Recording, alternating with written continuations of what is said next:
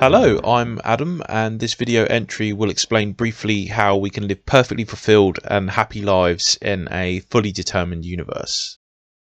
It's more a summary of my longer video, No Free Will, Does It Really Matter, which I'll link in the description, which goes into the nitty-gritty of the matter. However, here I'll simplify the key points. What's the point of my thoughts here then?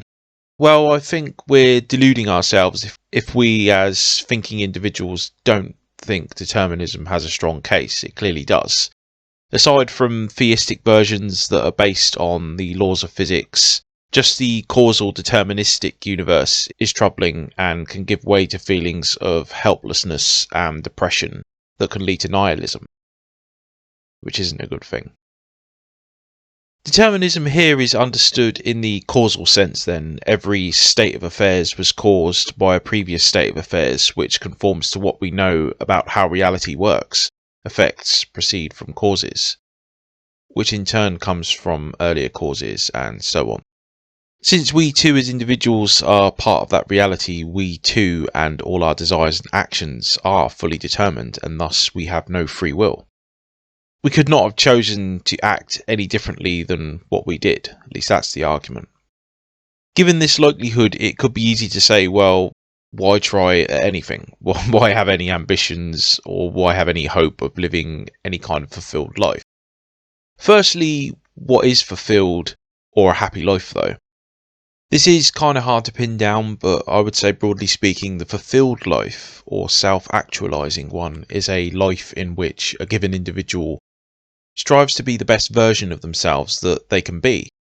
Note I say strive, so self-actualization is always actually a process. Every man and woman has natural aptitudes and potential. Some of us can be great singers, not me. Some of us can be great painters, or teachers, or leaders, or anything you like, whatever your poison. All individuals have a potential, however, to be strived for within them. That may be hard to discover, but nonetheless exists. In a determined universe, our desires, wants and emotions may very well be the result of external causes. However, the key here is to understand that all of us are under a causal veil of ignorance. So no one knows the future, basically. We're also unique, as far as we know, in terms of our species, in being aware of both of ourselves, others, and our reality.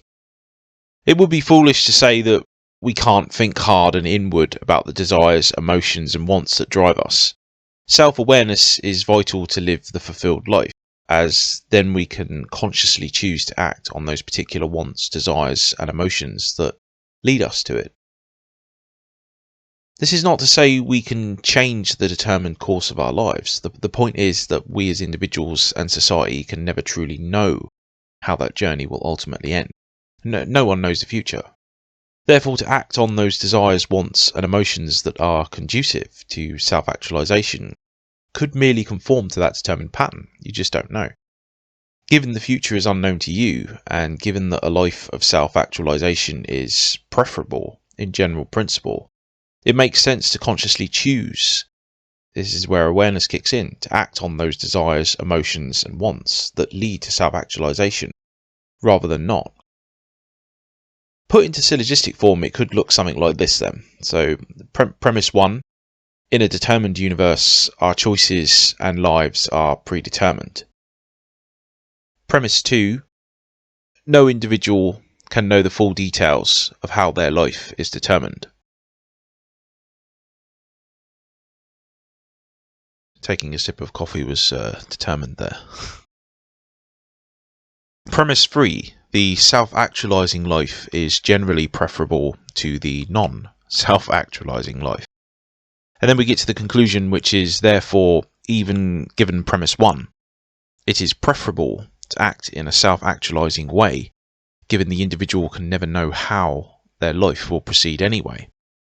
So premise 1 is obviously controversial, and yeah, of course, it's an assumption here as I'm dealing with the issue of action in the determined universe. So if determinism is true, there's a strong case for it, then by extension an individual's life is determined too. Premise 2 is also true given premise 1. No one knows exactly how this is so. So there's a huge difference from knowing in principle that the universe and our individual lives are determined and knowing exactly how they are. So that's a key difference there. We don't exactly know how our lives are determined. We can't see the full pattern before us, can we? If you could, then that would be a reason for despondency, wouldn't it? There's no other way you can act. That's what the scientists and everyone would be telling you, and then, yeah, you could feel depressed and hopeless. But it's not the case, is it?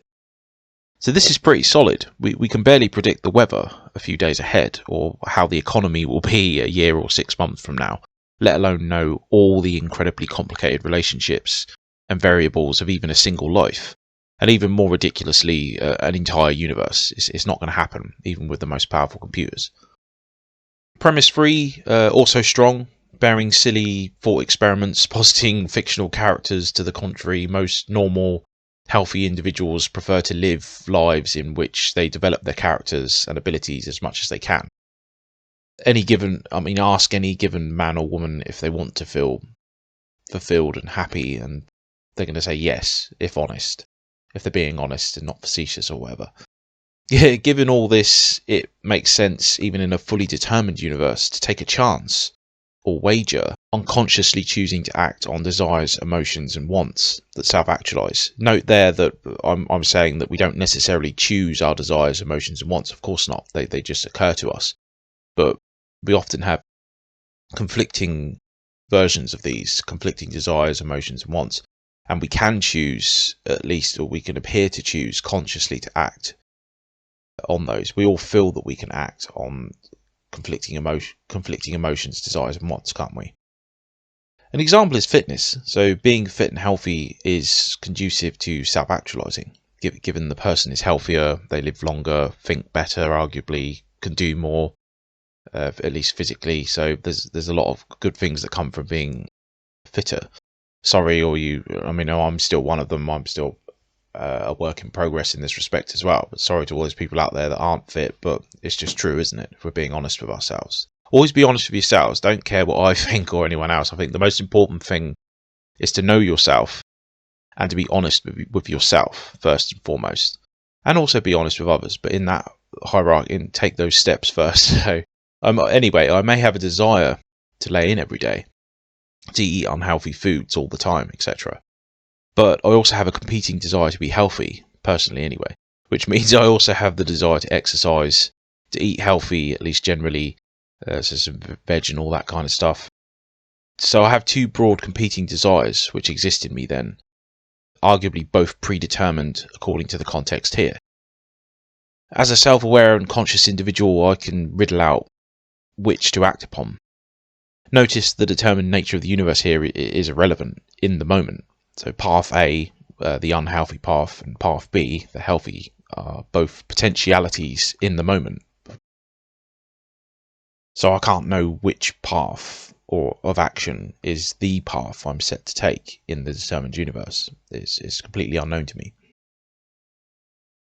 So therefore, to consciously act in accordance with path B, the healthy path, is simply to fulfill the predestined path that was always there. So choose B and choose self-actualization, as by doing so I live the better life than otherwise. So I'm wagering my actions on B, my conscious actions. I'm making an effort to consciously choose actions that are conducive with those desires, wants and emotions. Even though A could ultimately be true, yet A is only true if you consciously act on the desires, wants and emotions associated with A. In this way, think of our lives as kind of like a sculpture. So Michelangelo supposedly said that he saw the finished sculptures within the unworked material itself. The finished work then is the finished life, but at birth it's an untouched block. It's not been worked on yet. At the beginning, the sculptor can have a plan. He can chip away with conscious intent and skill towards that finished masterpiece.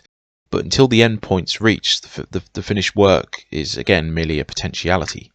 Our lives are quite similar, so choosing to chip away with fully aware and conscious intent towards the finished masterpiece you set for yourself. Whether that's being a teacher, artist, writer, or even just something as simple but but just as fulfilling for many as being a great mum or dad. Bringing up a family and cherishing the love and time spent with your children and watching them grow and in turn self-actualize. So I think I'll stop there as I think I've broadly got my points across. Determined or not, you can absolutely live a full and fulfilled life. We can also develop moral theories based on this, but I've deliberately omitted this as I'll go into more detail on that in the longer video that I've done on this. Check that out if you want more specifics in terms of this argument and this theory. So I'll leave it there, and thank you very much for your time and attention. And I shall see you very soon in the next one. This is Adam, signing off.